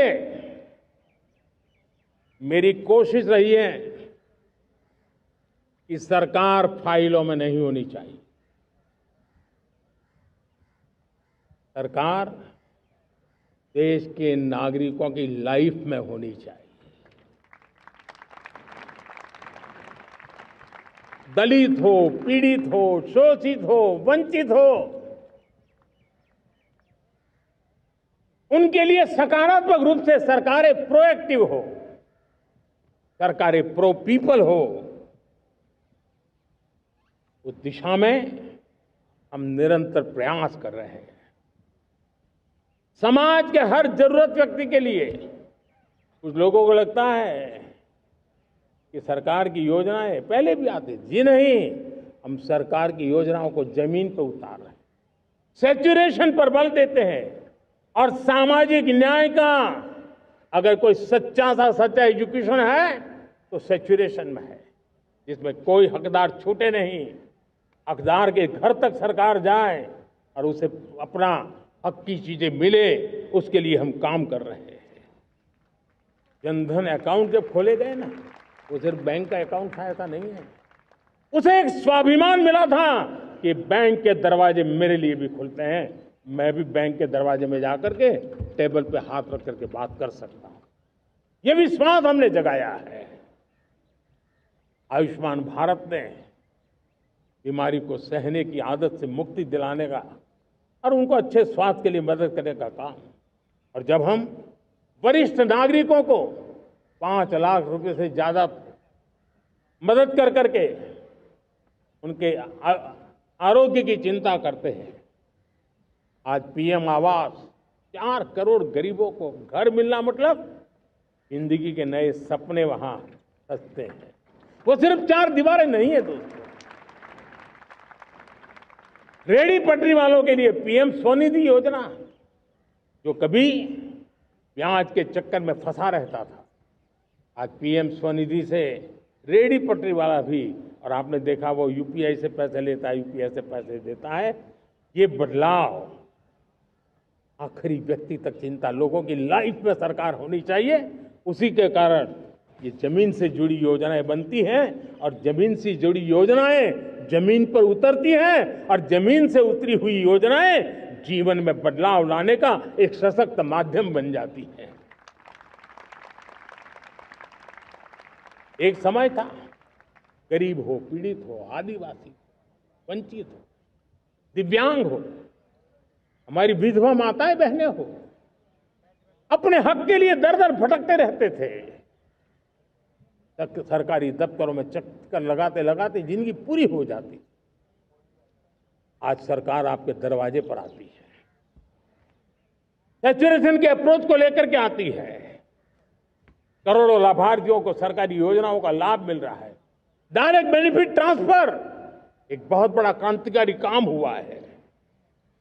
साथियों, गरीबी हटाओ के नारे देश ने बहुत सुने हैं, लाल किले से भी सुने, और देश सुन सुन करके थक गया था, और देश ने मान लिया था कि गरीबी हट नहीं सकती है। लेकिन जब हम योजनाओं को गरीब के घर तक ले जाते हैं, विश्वास को गरीब के मन में हम पैदा करते हैं, तब मेरे देश के 25 करोड़ गरीब गरीबी को परास्त कर करके, गरीबी से बाहर निकल करके एक नया इतिहास बनाते हैं। आज 10 करोड़ गरीब, और 10 वर्ष में 25 करोड़ से ज्यादा गरीब गरीबी को परास्त कर करके गरीबी से बाहर निकले हैं, और एक न्यू मिडिल क्लास तैयार हुआ है। मेरे साथियों, ये न्यू मिडिल क्लास और मिडिल क्लास एक ऐसी जुगलबंदी है जिसमें एस्पिरेशन भी है, एफर्ट भी है। वो देश को आगे बढ़ाने के लिए बहुत बड़ा सामर्थ्य बनने वाली है। मेरे प्यारे देशवासियों, बहुत ही निकट भविष्य में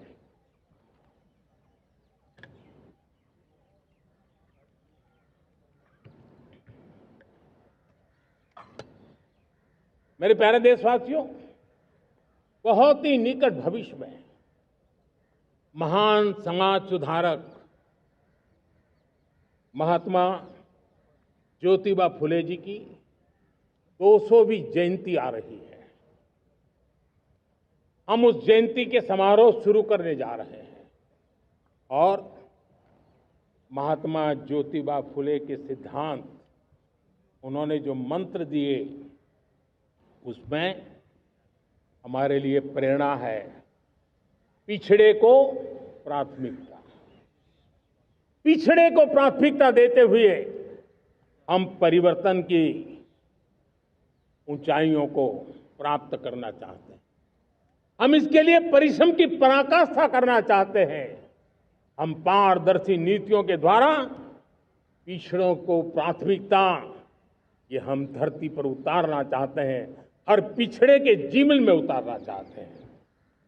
साथियों, रेहड़ी पटरी वालों के लिए स्वनिधि योजना हो, या हमारे हुनर वाले, हाथ से काम करने वाले विश्वकर्मा योजना की बात हो, आदिवासी में भी जो पिछड़े रह गए हैं उनके लिए पीएम जनधन की योजना की बात हो, हमारे पूर्वी भारत को विकास में पूरे देश के अंदर बराबरी में लाना और उनको नेतृत्व देने की दिशा में काम हो। हम सिर्फ समाज पिछड़े हो उनकी चिंता तक अटकने वाले नहीं है। जो क्षेत्र पिछड़े हैं उनको भी हम प्राथमिकता देना चाहते हैं। जो जिले पिछड़े रहे हैं हम उनको प्राथमिकता देना चाहते हैं। जो ब्लॉक पिछड़े रहे हैं उनको प्राथमिकता देना चाहते हैं। हमने 100 एस्पिरेशनल डिस्ट्रिक्ट, 500 एस्पिरेशनल ब्लॉक, उसी मिशन में काम किया है। हमने पूर्वी भारत के विकास के लिए हजारों करोड़ रुपए के इंफ्रास्ट्रक्चर के प्रोजेक्ट को बल दिया है। हमने पूर्वी भारत के जीवन को बदल करके देश की विकास यात्रा में भागीदार बनने का, मेरे प्यारे देशवासियों, जीवन हर क्षेत्र में विकास होना चाहिए। विकास के लिए खेल का भी महत्व होता है। और मुझे खुशी है कि एक जमाना था जहाँ बच्चे खेल में अगर समय लगाते हैं तो माँ बाप ज़्यादा पसंद नहीं करते थे। आज एकदम से उलट गया है। अगर बच्चे खेलकूद में आगे आगे आते हैं, रुचि लेते हैं, तो माँ बाप गर्व से भर जाते हैं। मैं इसे एक शुभ संकेत मानता हूं। मेरे देश के परिवार के अंदर खेल को प्रोत्साहन का वातावरण मैं देखता हूं, मेरा मन गर्व से भर जाता है। मैं इसे देश के भविष्य के लिए बहुत शुभ संकेत मानता हूं। और साथियों, इस खेल को बढ़ावा देने के लिए हमने नेशनल स्पोर्ट्स पॉलिसी कई दशकों के बाद हम देश में खेलो भारत नीति को लेकर के आए हैं, ताकि एक खेल जगत का सर्वांगीण विकास का प्रयास हो। स्कूल से लेकर के ओलंपिक तक हम एक पूरा इकोसिस्टम डेवलप करना चाहते हैं, चाहे कोचिंग की व्यवस्था हो, फिटनेस की बात हो, खेल के मैदान हो, खेल की व्यवस्थाएं हो, खेल के लिए आवश्यक साधन हो, लघु उद्योगों को भी खेल के साधन बनाने में मदद करने की बात हो। यानी एक प्रकार से पूरा इकोसिस्टम हम दूर दराज के बच्चों तक पहुंचाना चाहते हैं। लेकिन साथियों, जब मैं फिटनेस की बात करता हूं, जब मैं खेलकूद की बात करता हूं, तब मैं एक चिंता भी आपके सामने रखना चाहता हूं। हमारे देश के हर परिवार को चिंता करनी चाहिए। मोटापा हमारे देश के लिए बहुत बड़ा संकट बनता जा रहा है। आने वाले वर्षों में लोग, जो पंडित लोग हैं वो कहते हैं, जो जानकार लोग कहते हैं, हर तीसरे व्यक्ति में एक व्यक्ति मोटापे का शिकार होगा। हमें मोटापे से बचना है, ओबेसिटी से बचना है। और इसलिए मैंने बाकी सब करना पड़ेगा, लेकिन एक छोटा सा सुझाव दिया था कि परिवार तय करे कि जब खाने का तेल घर में आएगा 10% कम ही आएगा और 10% कम ही उपयोग करेंगे, और हम ओबेसिटी के खिलाफ लड़ाई को जीतने की दिशा में हम अपना योगदान देंगे।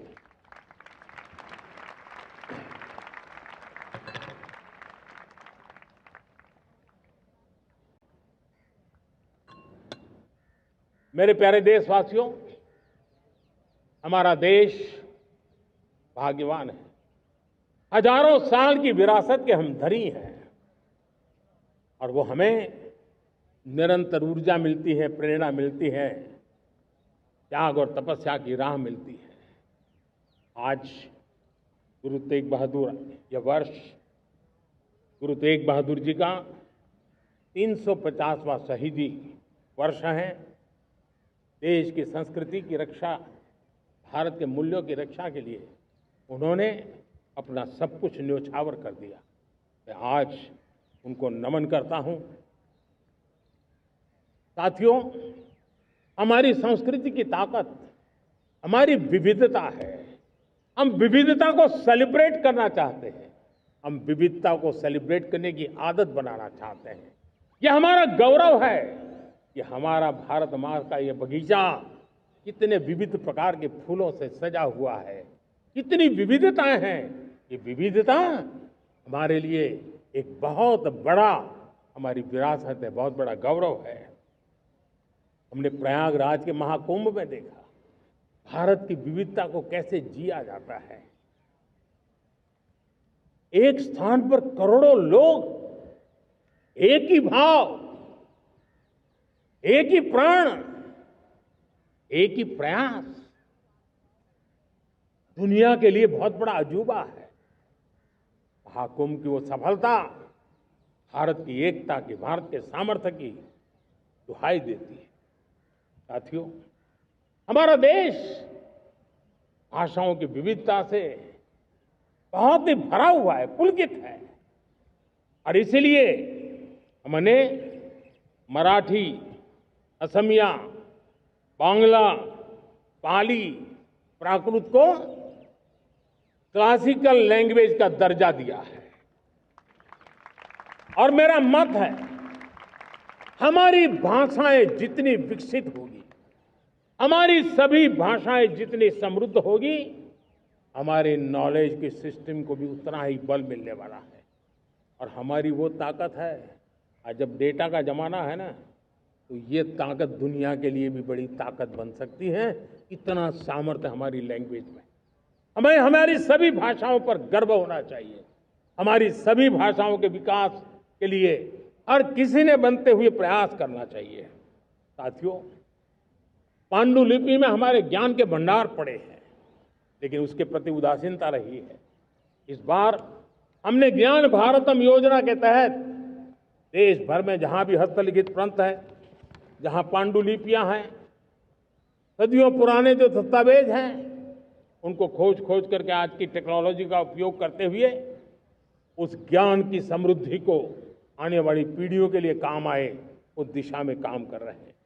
मेरे प्यारे देशवासियों, हमारा स्पष्ट मत है, यह देश सिर्फ सरकारें नहीं बनाती है, ये देश राज सत्ता पर विराजमान लोग ही नहीं बनाते हैं, ये देश शासन की धुरा संभालने वाले नहीं बनाते हैं।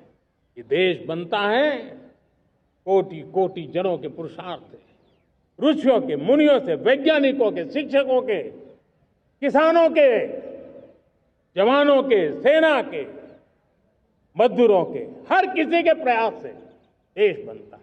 हर किसी का योगदान होता है, व्यक्ति का भी होता है, संस्थाओं का भी होता है। आज मैं बहुत गर्व के साथ एक बात का जिक्र करना चाहता हूं। आज से 100 साल पहले एक संगठन का जन्म हुआ, राष्ट्रीय स्वयंसेवक संघ। 100 साल की राष्ट्र की सेवा एक बहुत ही गौरवपूर्ण स्वर्णिम पृष्ठ है।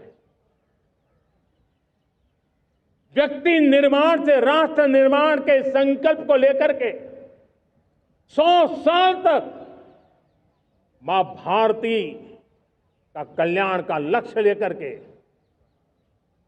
लक्षावधि स्वयंसेवकों ने मातृभूमि के कल्याण के लिए अपना जीवन समर्पित किया है।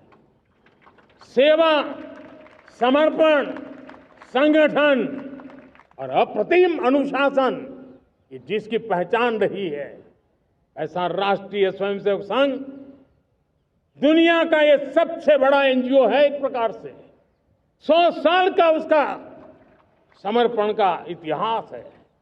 आज लाल किले की प्राचीर से 100 साल की इस राष्ट्र सेवा की यात्रा में योगदान करने वाले सभी स्वयंसेवकों को आदरपूर्वक स्मरण करता हूं और देश गर्व करता है राष्ट्रीय स्वयंसेवक संघ की इस 100 साल की भव्य समर्पित यात्रा को, और हमें प्रेरणा देता रहेगा। मेरे प्यारे देशवासियों, हम समृद्धि की ओर जा रहे हैं, लेकिन समृद्धि का रास्ता सुरक्षा से गुजरता है। पिछले 11 वर्षों में राष्ट्र सुरक्षा, राष्ट्र रक्षा, राष्ट्र के नागरिकों की रक्षा, इन सभी मोर्चों पर हमने पूरे समर्पण भाव से काम किया है। हम बदलाव लाने में सफल हुए हैं। यह देश जानता है कि हमारे देश का बहुत बड़ा जनजातीय क्षेत्र नक्सलवाद की चपेट में, माओवाद की चपेट में पिछले कई दशकों से लहूलुहान हो चुका था। सबसे ज्यादा नुकसान मेरे आदिवासी परिवारों को हुआ। आदिवासी माताओं बहनों ने अपने सपने के होनहार बच्चों को खो दिया। नौजवान बेटे गलत रास्ते पर खींच लिए गए, भटकाए गए, उनकी जीवन को तबाह कर दिया गया। हमने फौलादी हाथ से काम लिया। एक समय था, कभी 125 से ज्यादा जिलों में नक्सलवाद अपनी जड़ें जमा चुका था। माओवाद की चंगुल में हमारे जनजातीय क्षेत्र, हमारे जनजातीय नौजवान फंसे हुए थे, और आज 125 जिलों में से कम होते होते हम 20 पर ले आए हैं। उन जनजातीय समाज की सबसे बड़ी हमने सेवा की है। और आप देखिए, एक जमाना था जब बस्तर को याद करते ही माओवाद, नक्सलवाद, बम बंदूक की आवाज सुनाई देती थी। उसी बस्तर में माओवाद नक्सल से मुक्त होने के बाद जब बस्तर के नौजवान ओलंपिक करते हैं, हजारों नौजवान भारत माता की जय बोल करके खेल के मैदान में उतरते हैं, पूरा वातावरण उत्साह से भर जाता है। ये बदलाव देश देख रहा है। जो क्षेत्र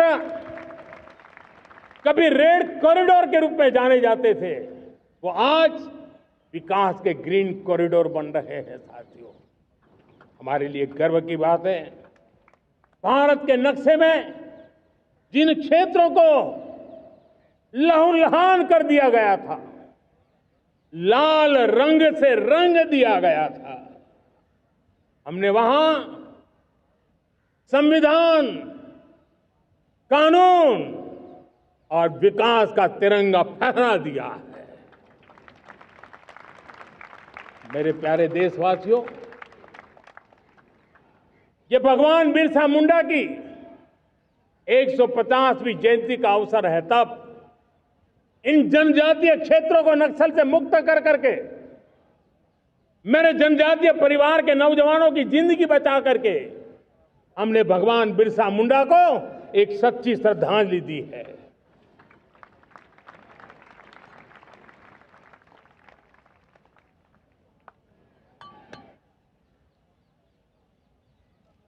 मेरे प्यारे देशवासियों, मैं आज देश के सामने एक चिंता, एक चुनौती के संबंध में आगाह करना चाहता हूं। षड्यंत्र के तहत, सोची समझी साजिश के तहत देश की डेमोग्राफी को बदला जा रहा है। एक नए संकट के बीज बोए जा रहे हैं और ये घुसपैठिए मेरे देश के नौजवानों की रोजी रोटी छीन रहे हैं। एक घुसपैठिए मेरे देश की बहन बेटियों को निशाना बना रहे हैं। ये बर्दाश्त नहीं होगा।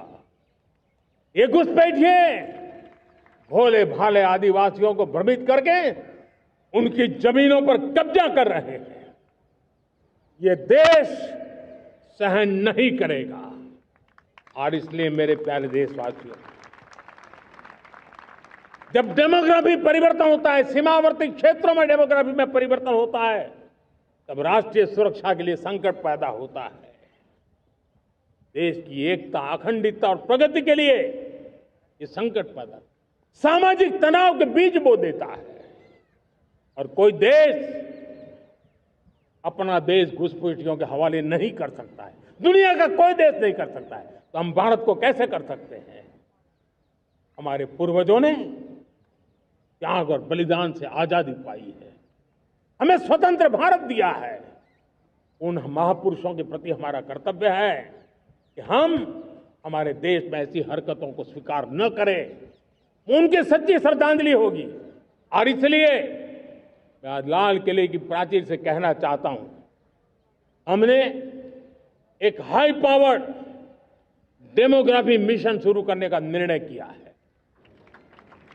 ये मिशन, इस मिशन के द्वारा ये जो भीषण संकट नजर आ रहा है, भारत पे मंडरा रहा है जो संकट है, उसको निपटाने के लिए तय समय में सुविचारित, सुनिश्चित रूप से अपने कार्य को करेगा। उस दिशा में हम आगे बढ़ रहे हैं। मेरे प्यारे देशवासियों, कल जन्माष्टमी का पावन पर्व है। भगवान श्री कृष्ण का जन्मोत्सव देश में मनाया जाता है। साथियों, जब मुझे भगवान श्री कृष्ण याद आते हैं तो हम देख रहे हैं कि पूरे विश्व में आज युद्ध के तौर तरीके बदल रहे हैं। हमने देखा है कि भारत युद्ध के हर नए तौर तरीकों को निपटने में समृद्ध है। हमने ऑपरेशन सिंदूर में दिखा दिया है टेक्नोलॉजी में जो भी महारत थी, पाकिस्तान ने हमारे सैन्य ठिकानों पर, हमारे एयरबेस पर, हमारे संवेदनशील स्थानों पर, हमारे आस्था के केंद्रों पर, हमारे नागरिकों पर मिसाइल्स, ड्रोन अनगिनत मात्रा में उन्होंने वार किया। देश ने देखा है, लेकिन देश को सुरक्षित रखने के जो प्रयास पिछले 10 साल में हुए हैं, उस ताकत का परिणाम था कि उनके हर हमले को हमारे जाबाजों ने और हमारी टेक्नोलॉजी ने तिनके की तरह बिखेर दी।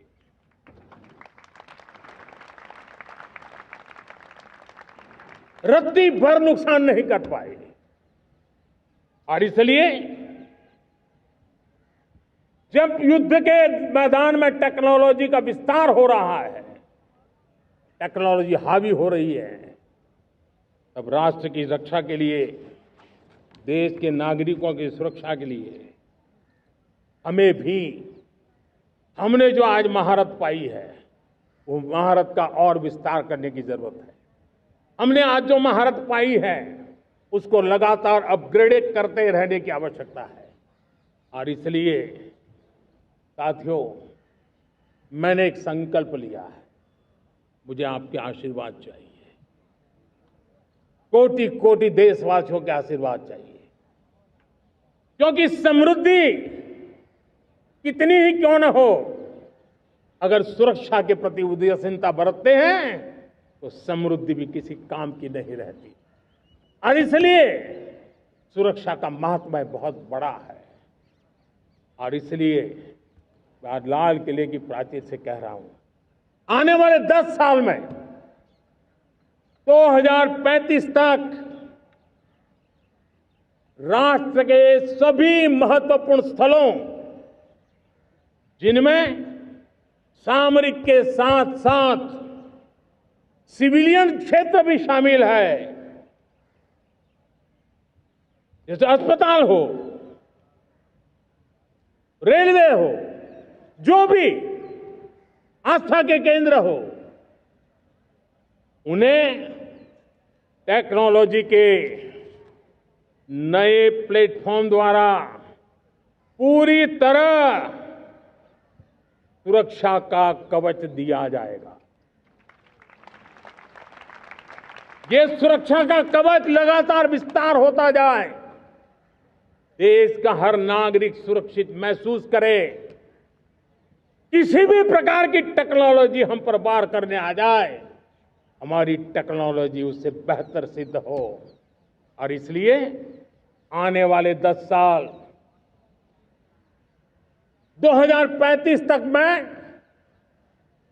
ये राष्ट्रीय सुरक्षा कवच का विस्तार करना चाहता हूं, मजबूती देना चाहता हूं, आधुनिक बनाना चाहता हूं।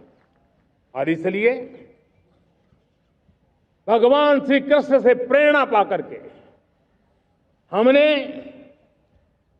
श्री कृष्ण का जो सुदर्शन चक्र था, उस सुदर्शन चक्र की राह को चुना है। आप में से बहुत लोगों को याद होगा, जब महाभारत की लड़ाई चल रही थी, श्री कृष्ण ने अपने सुदर्शन चक्र से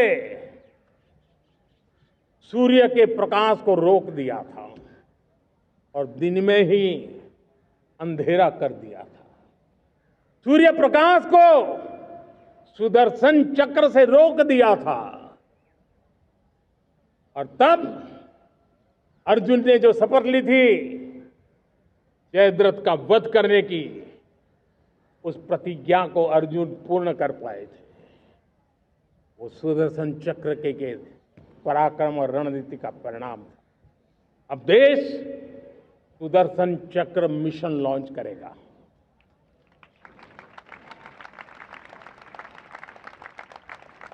ये मिशन सुदर्शन चक्र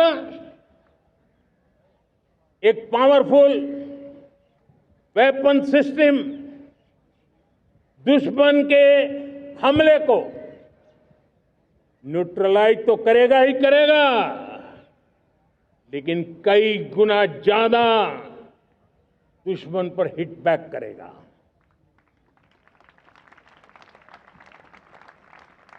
हमने भारत के इस मिशन सुदर्शन चक्र के लिए कुछ मूलभूत बातें भी तय की है। आने वाले 10 सालों में हम उसको प्रखरता से आगे बढ़ाना चाहते हैं। एक तो ये पूरी आधुनिक सिस्टम, इसके लिए रिसर्च, डेवलपमेंट, उसकी मैन्युफैक्चरिंग हमारे देश में ही हो, हमारे देश के नौजवानों के टैलेंट से हो, हमारे देश के लोगों के द्वारा बनी। दूसरा, एक ऐसी व्यवस्था होगी जो वॉरफेयर के हिसाब से भविष्य में क्या क्या संभावनाएं हैं उसका हिसाब किताब लगा करके +1 की स्ट्रेटेजी वर्कआउट करेगी। और तीसरा, सुदर्शन चक्र की एक ताकत थी, वो बहुत ही प्रिसाइज, जहां जाना था वहीं जाता था और वापस श्री कृष्ण के पास लौट के आता था। हम इस सुदर्शन चक्र के द्वारा भी टारगेटेड प्रिसाइज एक्शन के लिए भी व्यवस्था को विकसित करने की दिशा में आगे बढ़ेंगे। और इसलिए युद्ध के बदलते तौर तरीकों में राष्ट्र की सुरक्षा, नागरिकों की सुरक्षा के लिए मैं बड़े प्रतिबद्धता के साथ इस कार्य को आगे बढ़ाने के लिए वचन देता हूं। मेरे प्यारे देशवासियों, जब हम लोकतंत्र की बात करते हैं, स्वतंत्र भारत की बात करते हैं, तब हमारा संविधान हमारे लिए सर्वोच्च दीप स्तंभ होता है, हमारा प्रेरणा का केंद्र होता है। लेकिन आज से 50 साल पहले भारत के संविधान का गला घोंट दिया गया था, भारत के संविधान के पीठ पे छुरा भोंक दिया गया था, देश को जेल खाना बना दिया गया था, आपातकाल लगा दिया गया था, इमरजेंसी थोप दी गई थी। इमरजेंसी के 50 साल हो रहे हैं। देश की किसी भी पीढ़ी ने संविधान की हत्या के इस पाप को कभी भूलना नहीं चाहिए। संविधान की हत्या करने वाले पापियों को नहीं भूलना चाहिए। और हमें भारत के संविधान के प्रति अपने समर्पण को और मजबूती देते आगे बढ़ना चाहिए। वो हमारी प्रेरणा है। मेरे प्यारे देशवासियों, मैंने इसी लाल किले से पंच प्रण की बात कही थी। मैं आज लाल किले से फिर से एक बार मेरे देशवासियों का पुनः स्मरण जरूर करना चाहता हूं। विकसित भारत बनाने के लिए न हम रुकेंगे, न हम झुकेंगे। हम परिश्रम की पराकाष्ठा करते रहेंगे और अपनी आंखों के सामने 2047 में विकसित भारत बना करके रहेंगे। मेरे प्यारे देशवासियों, हमारा दूसरा प्रण है कि हम हमारे जीवन में, हमारी व्यवस्थाओं में, हमारे नियम कानून परंपराओं में गुलामी का एक भी कण अब बचने नहीं देंगे। हम हर प्रकार की गुलामी से मुक्ति पाकर के ही रहेंगे। मेरे प्यारे देशवासियों, हम अपनी विरासत पर गर्व करेंगे। हमारी पहचान का सबसे बड़ा आभूषण, सबसे बड़ा गहना, सबसे बड़ा मुकुटमणि हमारी विरासत है। हम विरासत का गर्व करेंगे। मेरे प्यारे देशवासियों, इन सब के लिए एकता, ये मंत्र सबसे बड़ा शक्तिशाली मंत्र है। और इसलिए एकता की डोर को कोई काट न सके, ये हमारा सामूहिक संकल्प होगा। मेरे प्यारे देशवासियों, मां भारती के प्रति कर्तव्य निभाना ये पूजा से कम नहीं है, तपस्या से कम नहीं है, आराधना से कम नहीं है। और उसी भाव से हम सब मातृभूमि के कल्याण के लिए परिश्रम की पराकाष्ठा करते हुए 2047 विकसित भारत के लक्ष्य को पार करने के लिए अपने आप को खपा देंगे, अपने आप को झोंक देंगे। जो भी सामर्थ्य है, कोई भी अवसर को छोड़ेंगे नहीं। इतना ही नहीं, नए अवसरों को निर्माण करेंगे और निर्मित करने के बाद हम 140 करोड़ देशवासियों के सामर्थ्य से आगे बढ़ते ही रहेंगे, बढ़ते ही रहेंगे, बढ़ते ही रहेंगे। मेरे प्यारे देशवासियों, हमें याद रखना है, 140 करोड़ देशवासियों को याद रखना है, परिश्रम में जो तपा है, परिश्रम में जो तपा है, उसने ही तो इतिहास रचा है। परिश्रम में जो तपा है, उसने ही तो इतिहास रचा है। जिसने फौलादी चट्टानों को तोड़ा है, जिसने फौलादी चट्टानों को तोड़ा है, उसने ही समय को मोड़ा है। जिसने फौलादी चट्टानों को तोड़ा है, उसने ही समय को मोड़ा है। और समय को मोड़ देने का भी, समय को मोड़ देने का भी यही समय है, सही समय है। मेरे प्यारे देशवासियों, एक बार फिर आप सबको आजादी के इस महान पर्व की अनेक अनेक शुभकामनाएं देता हूं, बहुत बहुत बधाई देता हूं। मेरे साथ बोलेंगे, जय हिंद, जय हिंद, जय हिंद। भारत माता की, भारत माता की, भारत माता की। वंदे, वंदे, वंदे। बहुत बहुत धन्यवाद।